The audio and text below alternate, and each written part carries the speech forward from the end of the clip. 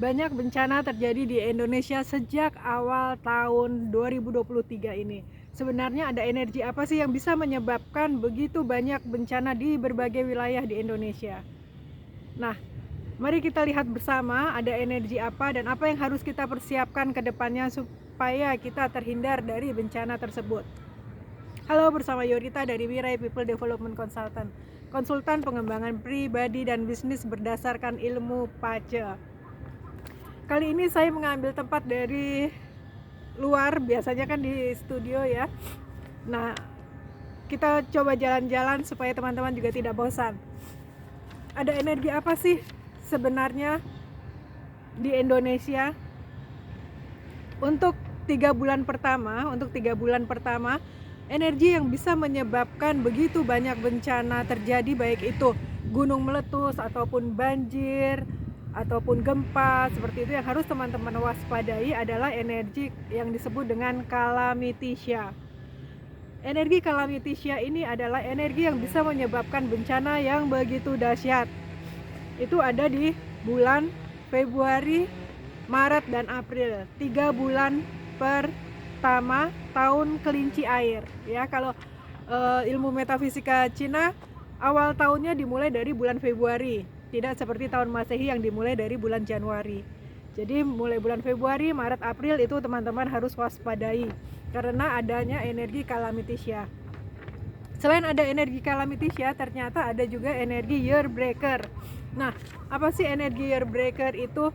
Energi year breaker adalah kondisi yang tidak nyaman atau sebuah terobosan yang bisa mengakibatkan atau menyebabkan kondisi yang tidak nyaman, tapi pada akhirnya adalah itu untuk kebaikan kita.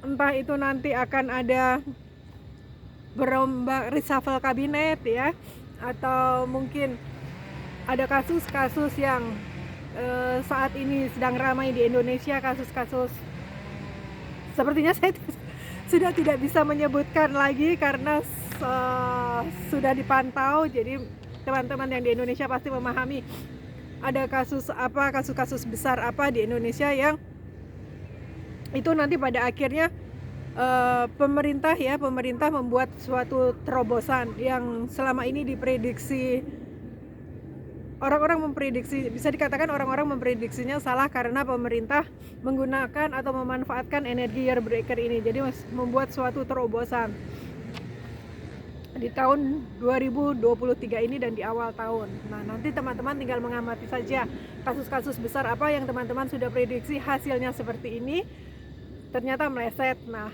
itu adalah energi year breaker yang dimanfaatkan oleh pemerintah. Atau mungkin juga nanti akan ada reshuffle kabinet kayak gitu. Karena di bulan Februari sendiri ya, ada energi yang disebut dengan jet hall.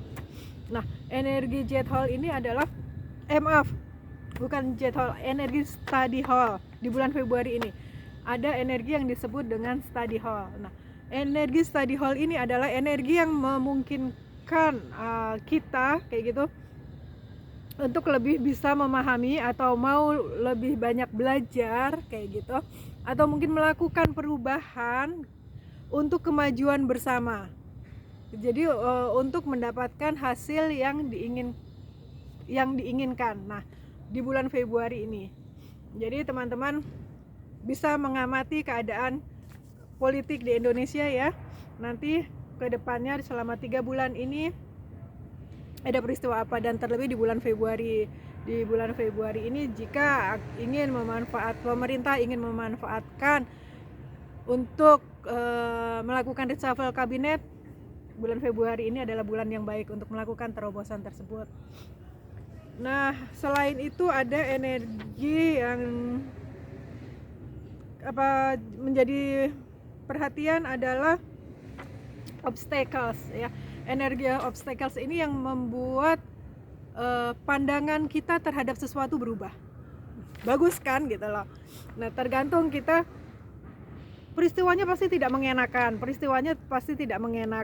tapi kalau kita melihat suatu peristiwa kan nggak bisa cuma dari satu sisi ya. Kita harus bisa melihat suatu peristiwa itu pasti ada pembelajaran di baliknya, ya kan. Nah, itu yang dimana kita memanfaatkan energi yang disebut dengan obstacle. Jadi pemahaman, pemikiran kita terhadap segala sesuatu itu akhirnya berubah.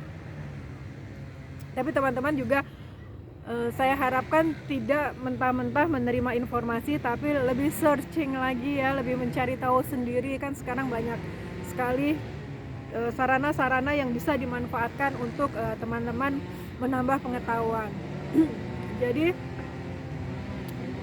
ini bersaing suaranya dengan orang menebang pohon. Di belakang adalah bunga sakura yang mau berkembang. Keren ya? Nah, itu 3 energi yang bisa menjadi perhatian teman-teman atau teman-teman harus waspadai ya. Terutama energi Kalamitisya ini sepertinya di Indonesia aktif sekali. Oh ya, saya teringat pada saat gempa Cianjur bulan November lalu, itu Presiden Jokowi mengatakan bahwa gempa yang terjadi di Cianjur bulan November tersebut adalah gempa 20 tahunan. Nah, teman-teman yang belajar Feng Shui pasti memahami bahwa perubahan energi di suatu wilayah memang terjadi per 20 tahun.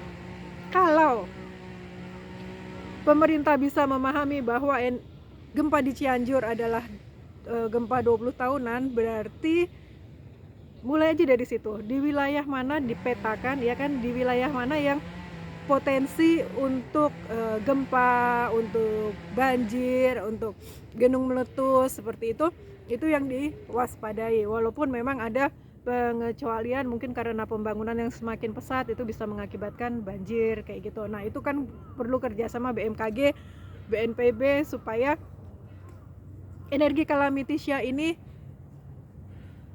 ketika dia aktif pemerintah sudah siap untuk menanganinya. Seperti itu, karena energi utama di Indonesia pada tahun 2023 ini adalah energi Kalamitisya. So, teman-teman dimanapun kalian berada, lebih baik waspada, cek perakiraan cuaca, potensi bencana di wilayah mana, seperti itu.